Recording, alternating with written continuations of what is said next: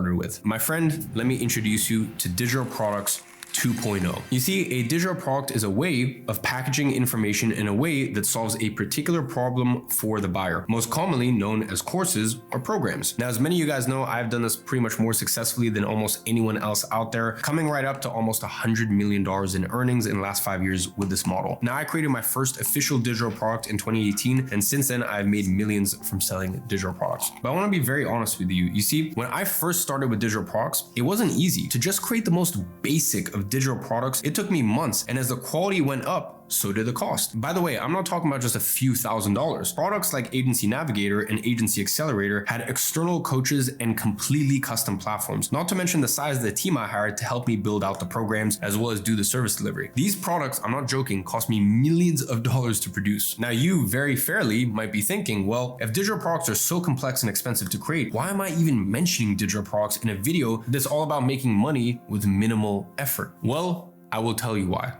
It is 2025 and times have changed. You see, I got started with digital products in 2018. That was digital product 1.0 era. Right now it's 2025 and we're living in digital product 2.0 era. You see, in the past, digital products had one of the highest barrier of entrance because you needed extraordinary expertise, months of research, high-level copywriting skills, as well as expensive custom platforms. Now, there have been two technological advancements that have eliminated the need for everything I just mentioned, and those are artificial intelligence, as well as product hosting platforms. You see, every product that I've built over the last 7 years took me months to build out. The team and I needed to research the topics, synthesize the information, script videos using the synthesized information, and only then could I sit down and actually record the program. Whereas with AI, this takes a fraction of the time. AI is able to research a topic, synthesize the knowledge, and script the content that needs to be recorded in minutes. Let that sink in.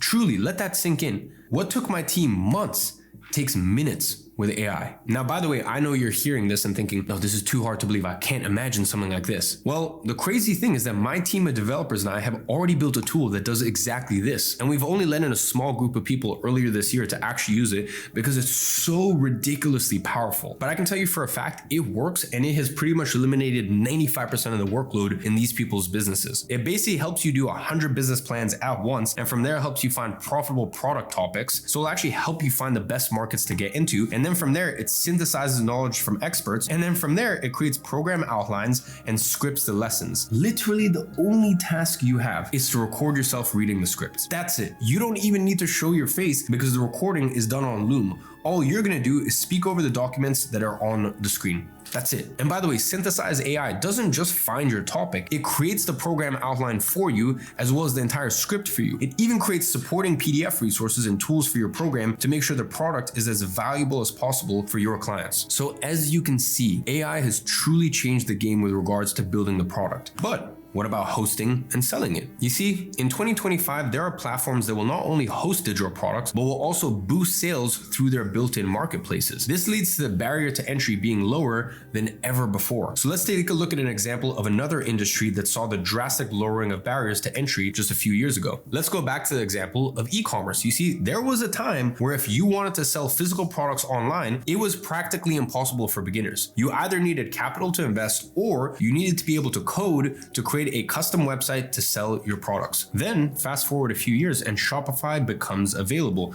a platform that allowed literally anyone to sell physical products online. In addition to that, Amazon also takes off. This allowed anyone to sell products on the biggest physical product marketplace on earth. So, what happened to these platforms when it became accessible for everyone?